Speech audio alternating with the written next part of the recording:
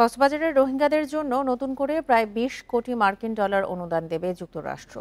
মঙ্গলবার জাতিসংঘে রোহিঙ্গা সংকট নিয়ে উচ্চ পর্যায়ে আলোচনায় এই ঘোষণা দেন দেশটির মানবাধিকার বিষয়ক আন্ডার সেক্রেটারি উজরা জিয়া।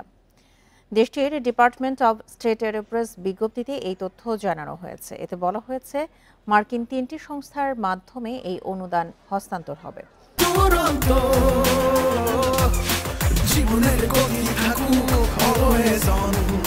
এই সহায়তার সহিংসতা এবং নিপীড়ন থেকে বাঁচতে মিয়ানমার থেকে পালিয়ে আসা রোহিঙ্গাদের জীবন রক্ষা করবে। এছাড়া তাদের শিক্ষা ও দক্ষতা বাড়ানোর সুযোগ করে দেবে। পাশাপাশি তাদের দ্রুত দেশে ফেরার জন্য অনুপ্রেরণা যোগাবে।